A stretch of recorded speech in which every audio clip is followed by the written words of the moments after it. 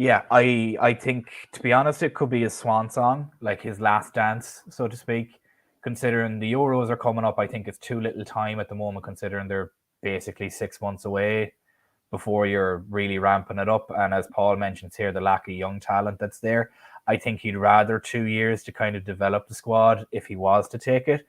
I think once his deal finishes with Liverpool, he may take a year out, then maybe go into the international side of things. But to be honest with you, I think I agree with you. I think he might go into I think he might move up in Liverpool rather than leave. So I don't think he's going to leave Liverpool. I think he's well settled here. I think he loves the place. Everybody in the city loves him. I can't see him leaving. Liverpool is in his heart, as he's mentioned so many times. But I genuinely think he could be a director of football going forward, following his contract with ourselves that ends in 2026, something like that. So yeah. I can't see anything unless a mountain of fresh young talent comes through the German squad and he's able to mold it into his own. I don't see anything happening in the near future anyway. But it is, as you said, it's a crazy time in football. Nothing is ever guaranteed, and we never know what's going to happen. Something mad could happen in January. Something mad could happen next summer. We're only one big story away from the whole footballing landscape being blown up, like we've seen with Mbappe this summer. It's just madness. Moving on to our next topic, we have our very own Irishman, Caoimhin Kelleher, who has been sought after by many, many, many teams in the Premier League. Speaking of the likes of Tottenham Hotspur, the likes of Brentford, the likes of Brighton, they were all after him. However, Liverpool put a fairly pricey price tag on him that didn't want to sell, which led to those teams and others looking elsewhere. Richie, with yourself, are you very happy that he stays there? I think he's levels above Bazunu, to be perfectly honest with you. And I think while I'm happy for him, I also think a move away for him would have actually done him a great service in becoming Ireland's number one. But I, at the same time, being maybe a little bit selfish, I'm happy that he stayed too. Maybe he got promised all the Europa Leagues, but give me a couple of your thoughts on him as a player and if you're happy that he stayed. Yeah, well, I rate him hugely, like for where he is at like his progression stage and where he is at age-wise. He's like good goalkeepers, and sure we know pre-Alisson how tough it is to find a goalkeeper that you can rely and trust on.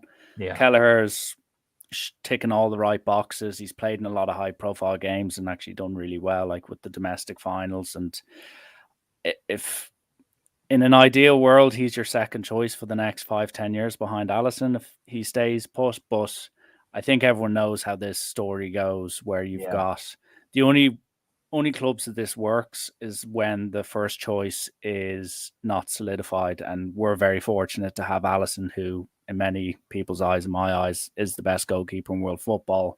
And he's probably the first name on our team sheet. So Kelleher is definitely good enough to start for a few of these Premier League teams that I've been watching this year. And you even look at someone like Raya going from Brentford to Arsenal, and now he seems to be the number one choice there with the exposure he got pre that move. So I think with Kelleher, in an ideal world, he keeps getting better. He plays a lot of the Europa games, the domestic games as well, because it seems Klopp will back him in those as well, regardless of how far we get.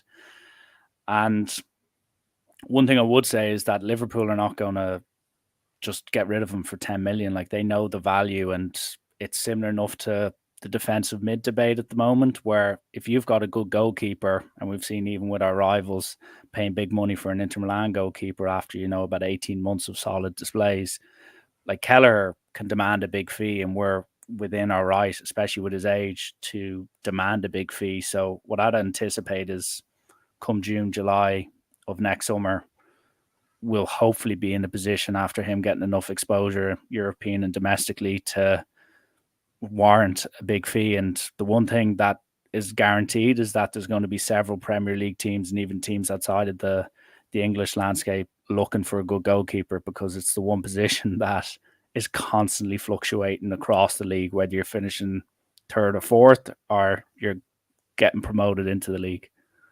Yeah, like we seen it last season with Alisson. A good keeper can quite literally win you the league. Now, we didn't Yeah. win the league last year, but Alisson was responsible for +10 in our goal difference, which is absolutely monstrous. And the next closest keeper was +3.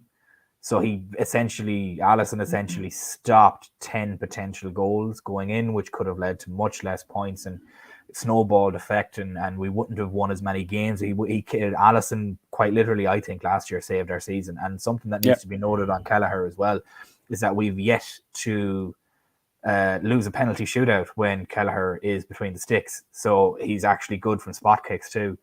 Um, it's a trying time as Irishman that we want him to go to a team that he will be able to develop and become the actual star player that he is. But also the selfish side of us is like, no, stay at Liverpool. You're fantastic there. You're the best backup in the world. Like, we're kind of caught between a rock and a hard place there. And it's selfish of us to be like, no, stay. We don't want you to go anywhere. But like, I think it'd benefit us, considering the young talent that's coming through the Irish system at the moment, for him to go elsewhere and develop into a first team Premier League goalkeeper, because he already is that, in my opinion. And with the likes of, as you mentioned, Onana being signed by United, we all thought that was a baffling signing at the time for the money.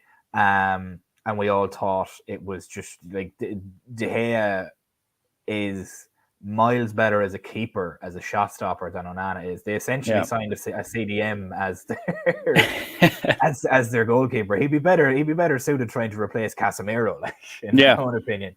And Jim Hughes brings up a good point here. If we were to sell him, would you add a buyback clause onto Kelleher for a couple of years' time, depending on his development and everything? To be honest, I would.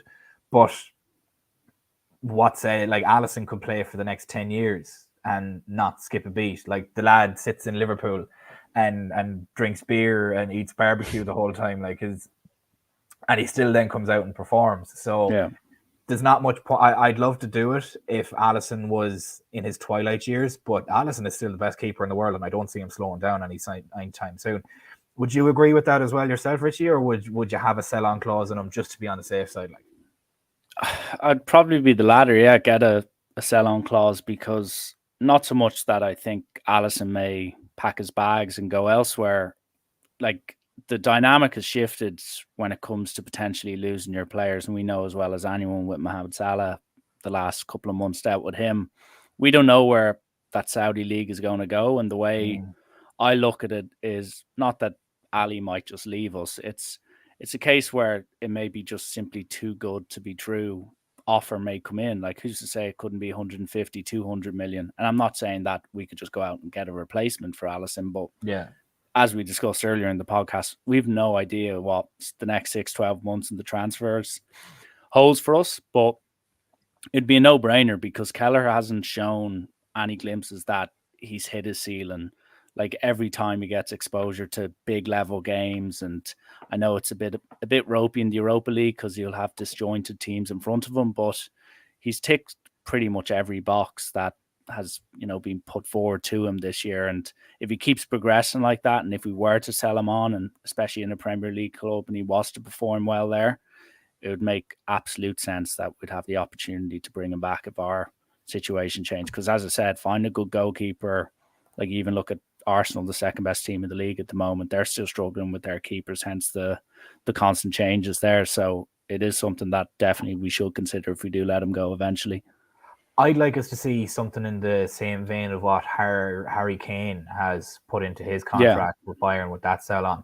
It's not so much a buyback clause. It's not so much a buyback clause, but if and when he moves on from Bayern, Spurs essentially have the option to match the fee, but then it obviously comes down to whether or not Harry Kane wants to come back to Spurs.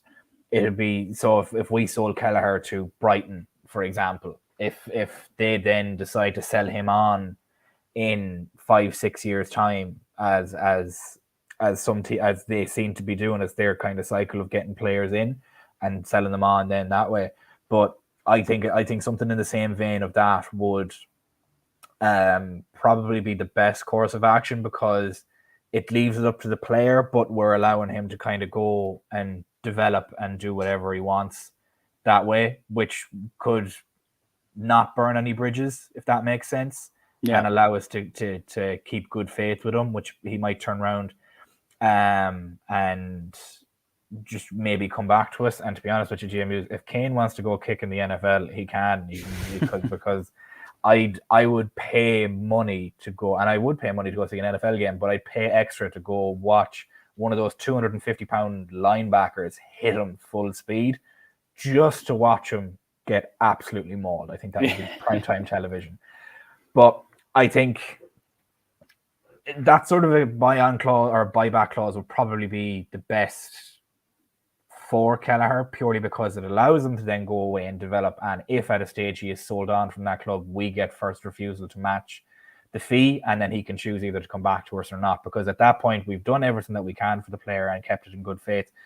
And to be honest, I like Pitaluga, the way he's coming through. I think he could be another star keeper too. But again, when you have Allison that could play at the top level for the next 10 years, it's not the most feasible to ask a player of Kelleher's caliber and ceiling to sit there for another 10 years and only play the Europa League games or the early cup games and that kind of a thing. At some stage, the competitive side of the player is going to come out and be like, I just want to go. I want to go and compete like that. That's my own opinion on it. And yes, JMU's NFL kickers get a couple of million to kick a ball 4 times a game. And I'm an NFL fan. I love watching the NFL. The 49ers are my team. But Harry Kane's getting broken up in that league. He's nearly 6 foot tall. He's going to get absolutely bet. But I'd pay good money to see it, to be honest with you. I don't like him as a player. I've never rated him as a player. I think he's the biggest waste of talent I've ever seen in my life. Imagine having 300 goals in your career and not a single one of them counted for anything. It's just a waste. My own opinion on that. But moving away from wasted talents, we move on to Joel Matip. So Matip wants to stay at Liverpool, but the club are kind of looking at essentially revamping our defense as we've wanted for a while, and I think this is a good time to start doing it, and I think the Salah money next year might help us do it. Revamping our defense and infusing it with a lot more youth and players that have a bit of a higher ceiling that can be here for a couple of years. Richie, and I'll ask the chat as well, guys, if you want to chime in on anything here in relation to this, please do. I'll make sure to star the messages and I'll make sure to save them so that we can come back to them in a little while and we'll give opinions on them. But Richie, I'll ask yourself, would you be happy with him staying, or given his past couple of performances, are you a little bit ropey with him, or would you be happy to just let him see out the rest of his contract and go do whatever he wants as a free agent? I'm a big Matip fan. I know age is completely against him at this stage, and I don't want to get overly emotional about what he's given us over the last 5-6 years and just think back to the good times and not defy what he's shown us at the moment. But I think no matter what combination we have at the moment, our defense is vulnerable structurally, and we don't seem to have a number 6 solidified yet. Like, he's tinkering with 2 guys holding, 1 guy holding, etc., etc. So I think there's a bit of an unbalance there and a lack of structure where Matip has proven that he's very much capable of. And like, listen, Konate is probably the only centre back in our last year who's really, like, even in bad days, he looks good, while like Van Dijk and Gomez as well have had their bad outings as well. But it really just depends on what our intentions are, because if you look, say, at the midfield, we kept the likes of Chamberlain, Keita, Milner, etc. on that extra year too long, and then it stunted the development of maybe guys coming through, which we now have 1 or 2 potential centre backs that their minutes will get eaten away by the likes of Matip and whatnot. But if it's a case where we're going to bring in top level quality, which, to be honest, like when we signed Konate, there was a bit of hype, but now if Konate's probably been sold, you're looking at double, triple, maybe even 4 times the amount of what we bought him for in this day's market. So with Matip, I wouldn't mind if he could stay. And then in my eyes, I'd like to see Gomez sent on for any fee, and then to bring in maybe an absolute top class young centre back. So we've a good then 2 young players. We've got Van Dijk, who's our captain, with Matip, who plays the role of maybe a 10 to 15 game a season type centre half. And I think that would be okay for a year. But if we're talking about dig up everything we know, get rid of Matip, get rid of Gomez, let's spend maybe 100, 150 million on 2 centre backs, then I'm all for that. But listen, the way Liverpool works is the chances of that happening are very low. So I'd be of the opinion that try keep him for another year. Let Gomez go on because his transfer value would probably be a bit more juicy than what Matip can give.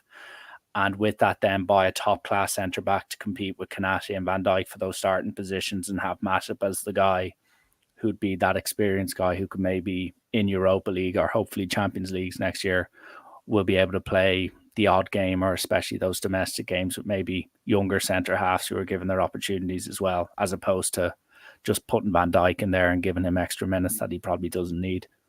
Yeah, I think the Van Dijk is, as much as it is to say I think he's in his twilight years, he's coming towards the end of it.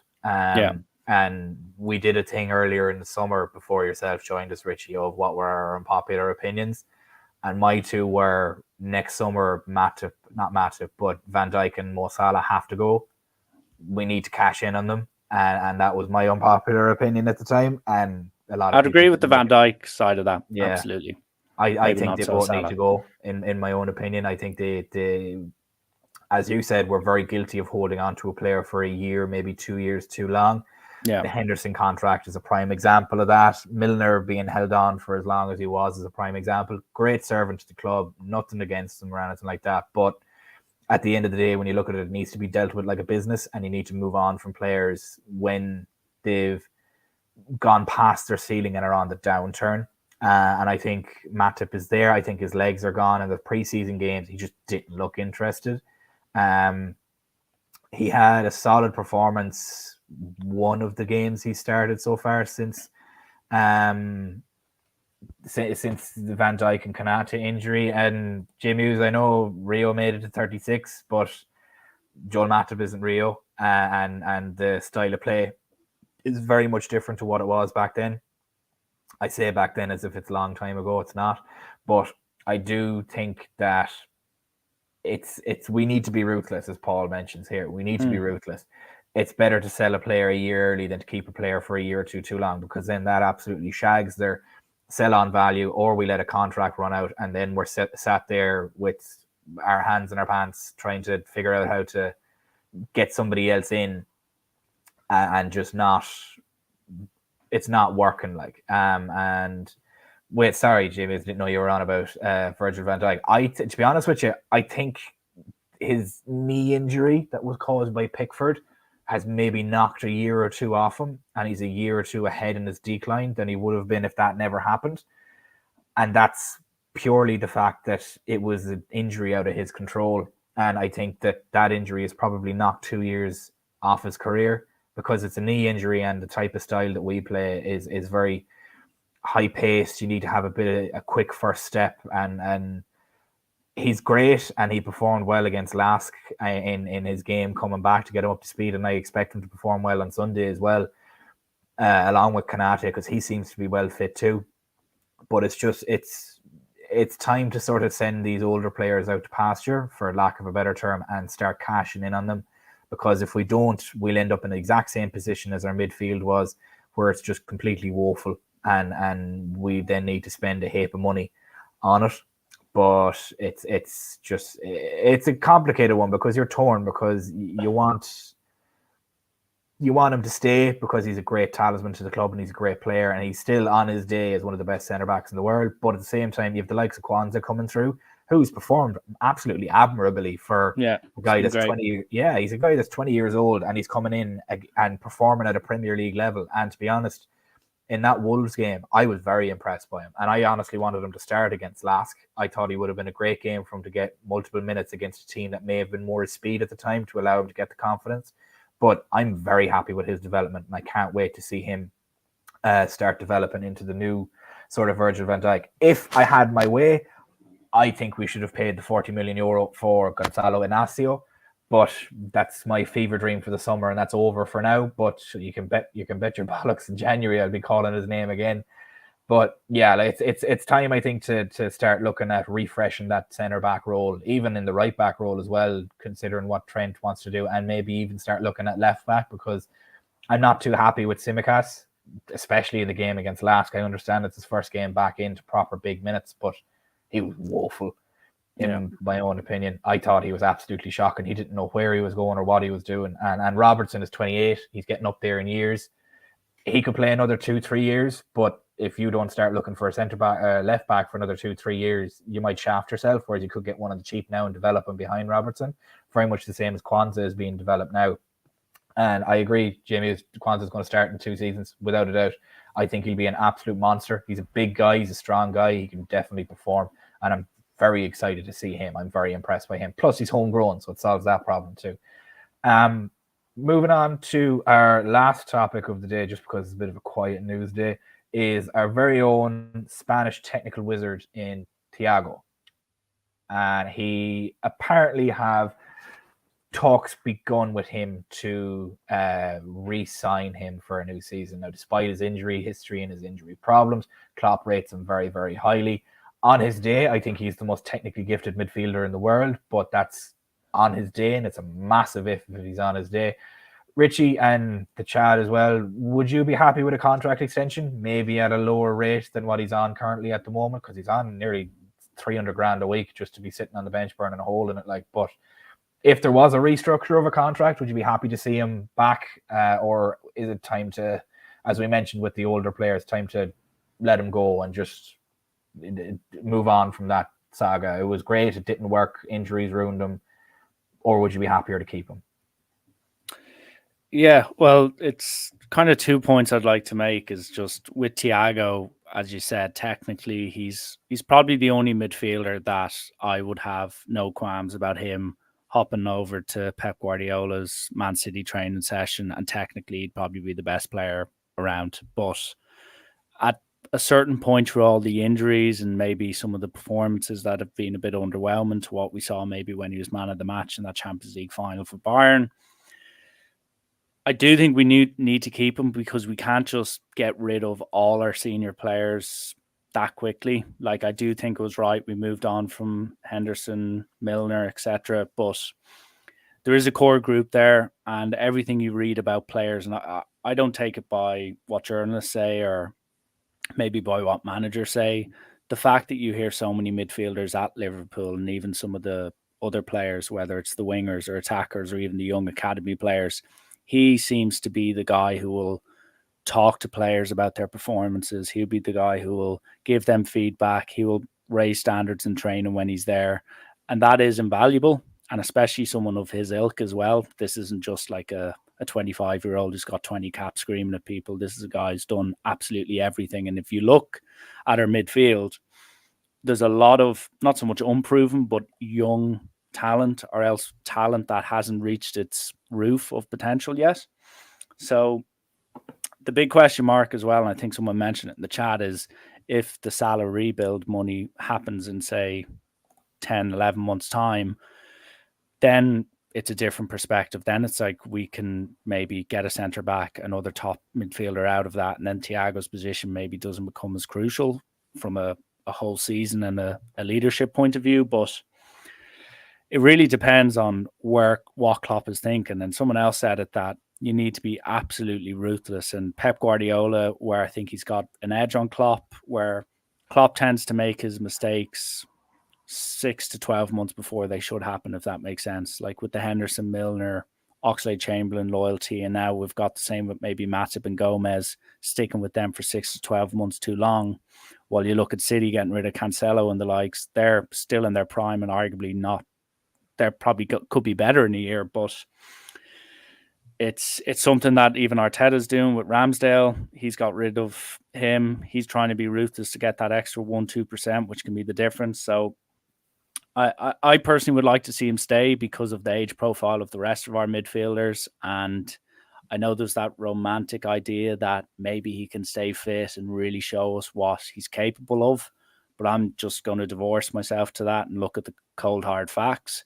His performance has been pretty good, not incredible. But with that said, if he was to take a pay cut, maybe on a year deal, not a 2 or 3 year like Hendo got, I think that's fine. And I think we'll get a lot of benefit even if he's not on the pitch. There's a lot of young guys around him that will only improve working with him and getting feedback and training with them. But it's one that could change in a heartbeat, because if Salah goes for 150 million, the conversation will change quite quickly, where let's try get Thiago out of here if possible for a bit of money and replace him with, another midfielder, because our three big midfield signs this year, well, two of them anyway, look the part, and the other has the potential to be the part as well. So it is something that is definitely going to be crucial, depending on what decision Klopp and the rest of the committee make.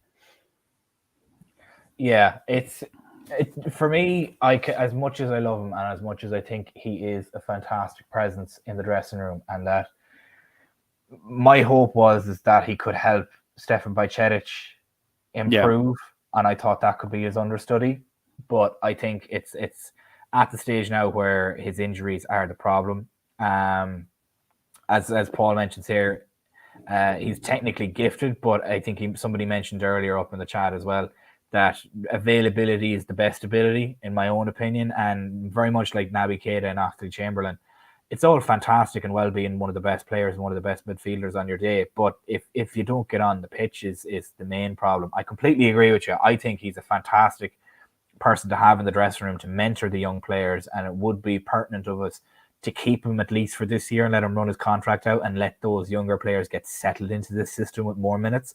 The likes of Szoboszlai and the likes of McAllister sitting in there and just developing their way into the system, because they'll be even bigger monsters next year. And Szoboszlai clearly looks like he could be one of the best midfielders in the world for a long time yet. Yeah, Ryan Gravenberch seems to have that engine as well. And McAllister has been performing very admirably for somebody that's been played out of position since he came here. So I think, as much as I'd love to keep him, as you said, we kind of have to divorce ourselves of the romanticized thing of, oh, well, if he was just back and he was healthy, if he found the fountain of youth and he came back, we'd be dominant. But I think we get Andre in January, and I think that's the technical replacement for Thiago, purely on ability-wise. I think he has the ceiling for that. From what I viewed of him, and I think he'd be a great replacement for him and an understudy for a couple of months. But it's again, it harkens back to what we mentioned earlier of, as you mentioned, the way Pep has an edge on Klopp, and that he's more ruthless. He just gets rid of players when they're no longer useful or able to be implemented into the squad. Yeah. And I think holding on to that romanticized view of him there is probably going to burn us a little bit. I think he should just be let him move on, go to whatever club he wants, go earn generational wealth in the Saudi League, because even if he's injured every game, the sight of him being there as a high-profile player will net him a couple of tens of millions a year regardless. So I think that would be his best option, to get some generational wealth for the family and have his grandkids never have to work a day in their life. I think he could set his whole family up for that, because it's just silly money that's being thrown around there at the moment. But as it stands, I think we need to start reinvesting in younger talent. We had the second oldest squad finishing last season. We've now dropped the average age of the squad by 2 years, from 27 and a half to about 25 and a half now. Thiago goes, Matip goes, and that brings the average age down massively, which would be absolutely fantastic, because it would allow us to then have one of the youngest squads in the league and one of the deepest squads in the league, with a lot of young talent coming through. And that, like, we have our midfield set now. If we get a proper CDM next summer, that's our midfield set for the next 10 years. If we get 2 centre backs put in, that's our centre back roles for the next 10 years. Our front line is already set up for the next 10 years. Once Mo Salah leaves, we still have Jota, Nunez, Diaz, Doak, Harvey Elliott can play out there, Szoboszlai can play out there, and then Gakpo as well. You're lost for players up front. Like, there's at least 6 or 7 that could easily play there for the next 10 years, all under the age of 25. Some just gone 20, which is bonkers. So realistically, I think it's time to let the older players go and start reinvesting in the youth, because if Klopp, as we mentioned earlier, him rejecting the Germany job, if he turns around, and he seems to be hinting at it in his interviews, if he turns around and stays for another couple of years after this deal is up, I think he is a team that could dominate for the next 5, 6, 7 years easily. He could retire a Liverpool manager and maybe win another Premier League or two, and maybe another Champions League or two, and a gaggle of other cups as well. So realistically, I can see this being the new Liverpool, and with Klopp building it the way this is, it's gearing up and hinting for me that Klopp may stay on a little bit longer. Just a couple of the chats that I want to get to before we go. One of them that's mentioned here by Paul on my mention of Inacio. Is Inacio better than Hincapie or Thiago? Miles, Paul. I absolutely have no doubts about it. I have been raving about Inacio for the whole of the summer. I think he would have been our Virgil van Dijk replacement. He's one of the best on-ball defenders that I've seen at that age, and for even 60 million now, I would have gone in and paid that from. I thought at 40 million he was a bargain, 60 million he's a bargain, and I absolutely have zero doubt that he would be able to come in and absolutely dominate this this defense. Question Paul has actually mentioned here, and I'll throw it to yourself as well, Richie, and the rest of the chat. On to Sunday, who should partner McAllister and Szoboszlai against West Ham? Gravenberch, Endo, or Jones? Personally, I think Gravenberch, based on his performance against Lask. I think his engine was there. I think his fitness was there. He was able to go for about 70 minutes before he just was gassed and had to be taken off. I think he progresses the ball really well. He was really, really, really impressive on the ball, very comfortable with it, even though Lask were overtly physical. I would like him there, but I don't think he starts there. I think maybe he comes on. I think it would be a Jones purely because he's more familiar with the situation, but I myself would personally love Gravenberch there. What do you think on that, Richie? Would you like Gravenberch, Endo, or Jones in there? I'd probably agree with you because like with Endo as well, he's settling in, and that's the polite term I think to put that, give that, I should say, and hopefully that improves. But listen, how many times have we seen the likes of someone like Fabinho not settle in straight away, and look how that turned out. So I won't cast my judgment on that, but I'd probably agree with you. I think with Curtis Jones, like the issue we have now ultimately is no matter what formation we play in that three midfield that we tend to use, someone's going to be out of position. And I think by having the trio that you mentioned, and maybe realistically McAllister playing slightly back and a bit out of position, that gives us our best chance of winning. And West Ham, as much as I know City won reasonably well, West Ham are absolutely capable of beating us if we're slow, like we've been in a handful of our opening fixtures. So I think high energy, like especially in those transitions, we've become like quite an erratic team. We're no longer a team that just pounds away at teams and has 68-70% possession. We do in odd cases, but we're a bit more erratic, as we saw like against Chelsea and stuff at the early part of the year. And that's also what West Ham feed off. So I think we need to nearly have the mindset of, yes, we are going to be slightly on top, but let's have our most creative and dynamic players. And I think Gravenberch, that's basically the option over someone like Curtis Jones, who is a good player. But I think we need to see what we have in Gravenberch right now. And there's no better time to do it when, we've got a bit of momentum.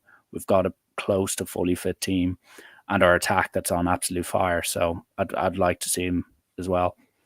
Yeah, it's to be honest, as much as I would like Jones there, I didn't like him in the game against Wolves purely because the first goal, the Wolves' goal, I feel came from him being out of position. And I don't know if anybody remembers the actual game, but during the game, essentially, Jones is a midfielder, and in the 30 seconds which led up to Wolves' goal, Jones was up at their goal line. He was on their end line, chasing the ball. And I'm like, what in the fuck are you doing up there, lad? You're meant to be in the midfield. I get pressing and everything, but that's what the front three are there for. I don't know why he's up that far, and that just drove me nuts because he kept doing it after that. And to my mind, then you're leaving a gap in the midfield and you're leaving us out of position. Fair enough if you want to go chase the ball, but like there's no point in going chasing it up that far. If that's the Jones that we have on Sunday against West Ham, they lead us live. We need somebody that can sit in the midfield and recover the ball and go about it that way. And something that actually Paul mentions here is actually very pertinent. I think as much as I would love Szoboszlai at the 6, it hampers him massively. the midfielders that we have, as Richie mentioned, are very creative and very progressive. And as much as Szoboszlai runs himself into the ground, and he's yet to not play in 90 minutes outside of being subbed on for in Lask's game, in a game last night, he's yet to not play a full 90 minutes. And when he starts, which is monstrous, considering him and McAllister have played more minutes combined in their first 4 Premier League games, first 4 or 5 Premier League games, as Naby Keita and Oxlade-Chamberlain did for the whole of last season, which is a nuts statistic to me. But I genuinely think that would hamper him in where he is. McAllister, I think, is the best option for there, purely because he's used to playing it with Brighton, whereas Szoboszlai is much more of an attacking midfielder than a defensive midfielder, regardless of his engine. But I'd like to see Gravenberch there, even if it was Jones for the second half when we're a goal or 2 goals up, praying that we don't concede first again and absolutely give everybody the shock of a life. But if we're a goal or 2 up at half time and Gravenberch is comfortable to keep staying on, no problem, keep him there. Or if he wants to rest him and bring Jones on for some fresh legs, by all means do that as well at that point, or even switch them at half time the other way around. Absolutely no issue with that either. It's a hard one, because no matter who you put of our midfield into that 6th position, you're hampering their creativity, which is probably the crutch that we couldn't lean on, because we don't have an out-and-out 6. And to be honest, if we had Fabinho in his form towards the end of last season in that 6th role, I think we're absolutely ruining teams. I think we win that Chelsea game. I don't think we even concede a goal in any of the other games that we've played. But it is what it is. You can only play with the players that you have. And it sucks to say that, but it is what it is. I do, JMU, see Nunez starting on Sunday. There's no way he can't start on Sunday. He has been on fire both for club and country this year. It's not a knock against Gakpo. Gakpo is a hell of a player and always will be, but it's purely the fact that form at the moment, Nunez is shit hot, and you can't quell that. He's after getting a penalty in the last game. He was just all over the place last game. His pressing was much more prominent, and he's getting goals left, right, and centre, or assists. When he was away on international duty, he got 2 assists as well. So I think I've seen a statistic that said he's averaging a goal contribution every 46 minutes, which is mad.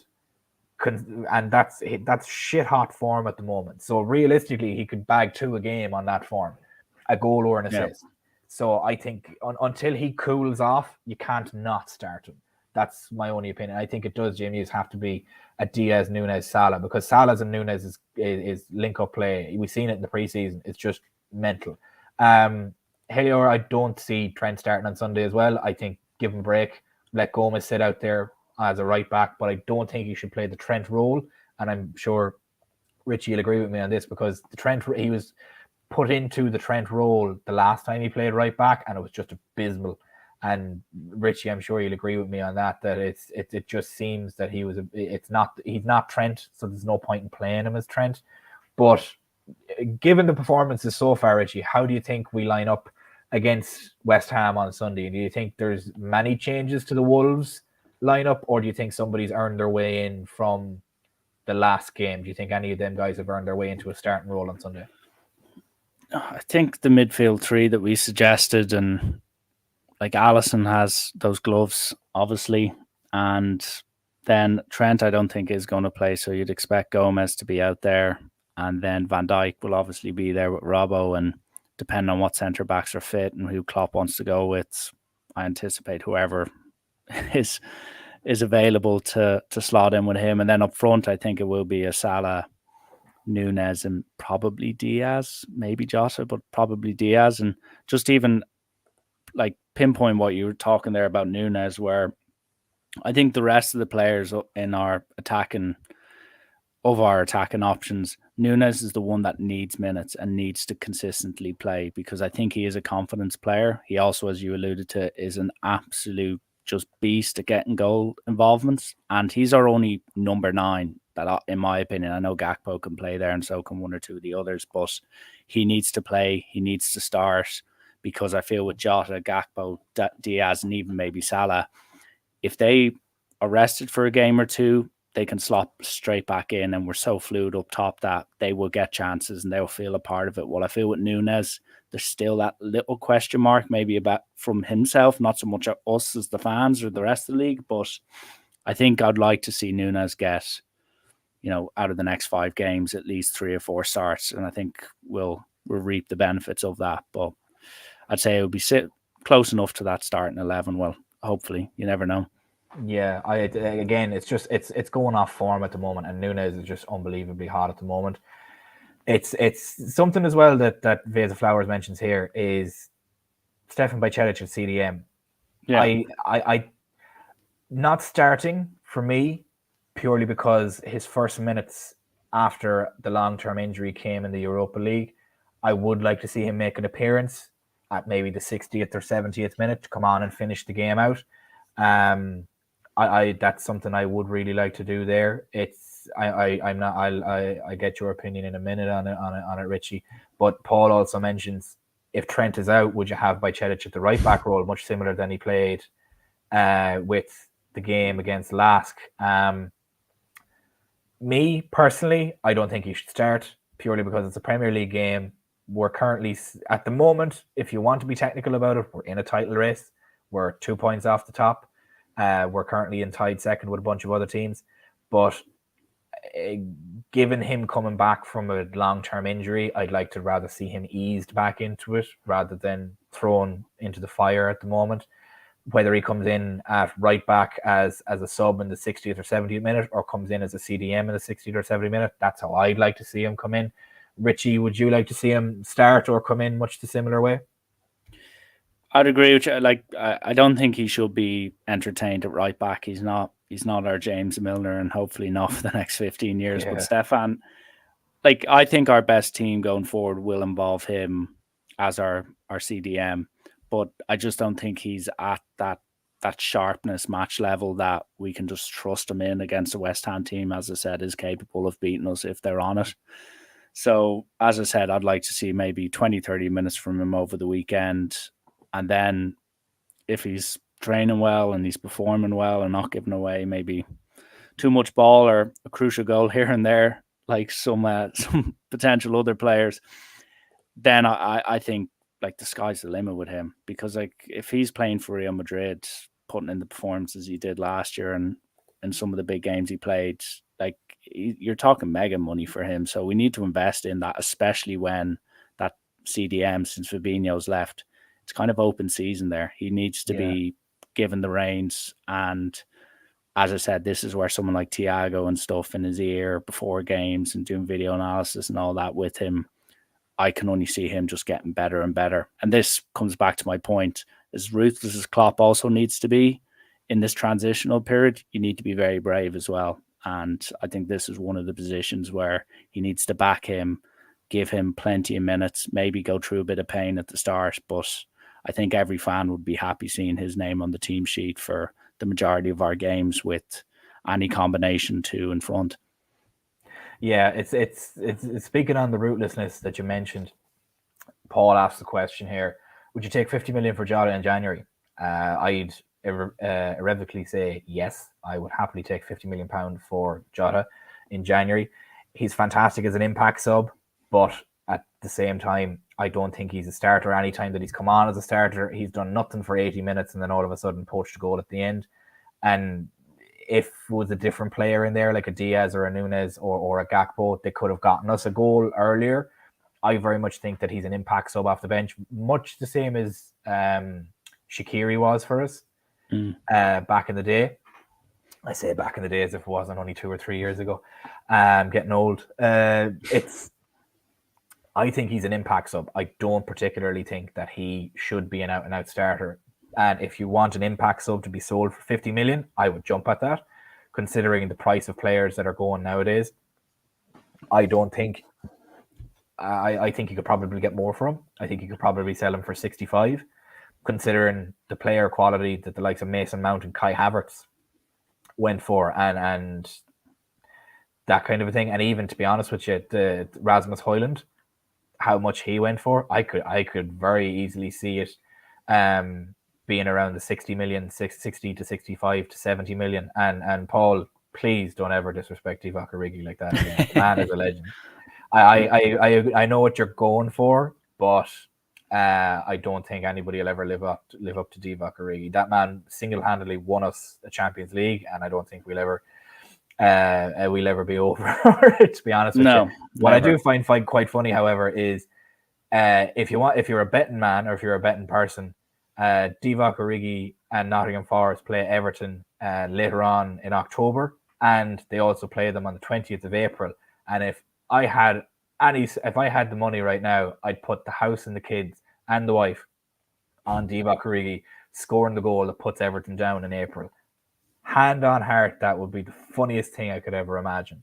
Just from a Liverpool fan point of view, just seeing him put Everton down would be hilarious.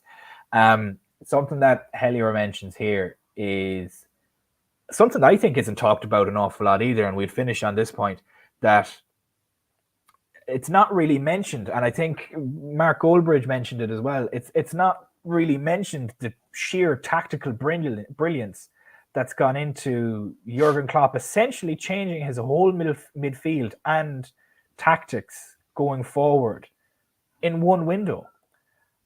It's nigh on unheard of, to be perfectly honest with you. And I'd ask everybody in the chat as well, what do they think of it? But Richie, a couple of your thoughts on it, because I think it's absolutely stellar business by us looking back at it. Like, we could have spent the 150 million on that we spent on the 4 players on Jude Bellingham, and he's obviously tearing it up in La Liga. But realistically, we've just revamped a whole midfield and done a whole midfield rebuild in one summer transfer window, which I think is mind-boggling.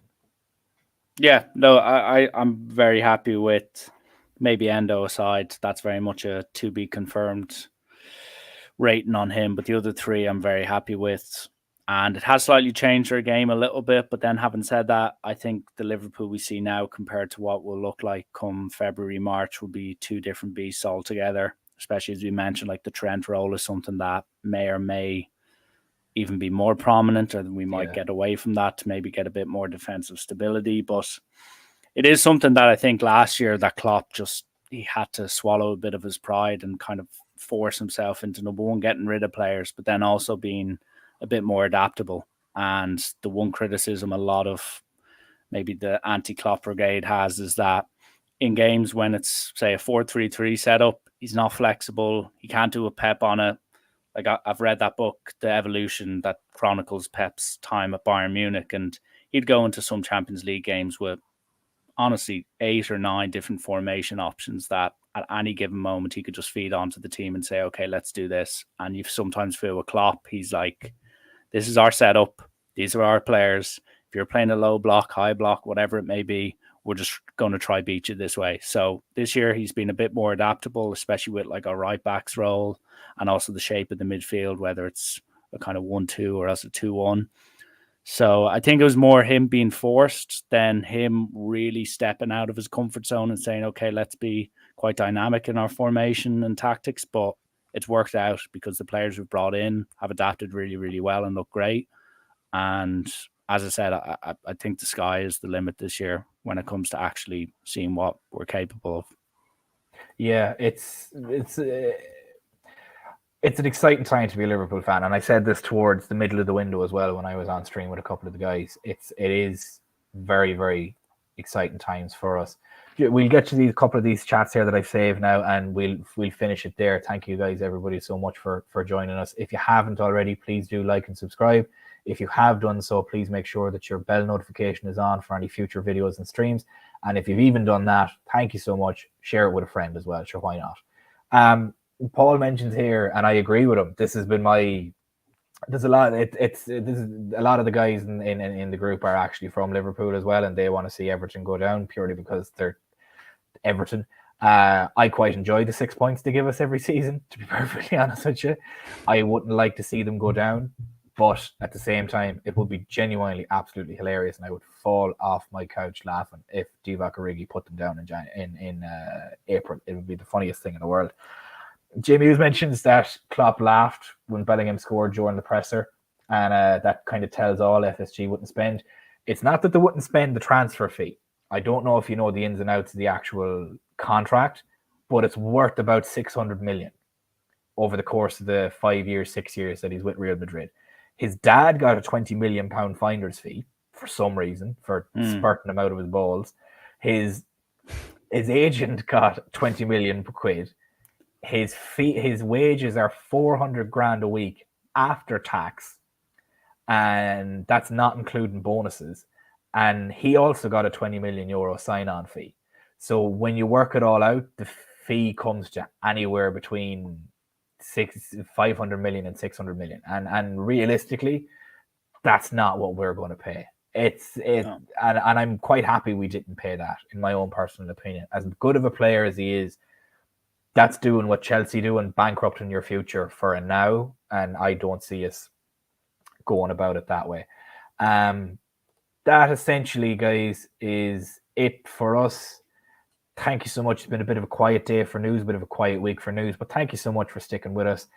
It's been a lovely evening, and we will see you again tomorrow at 7:30 in the evening for the match preview against West Ham on Sunday.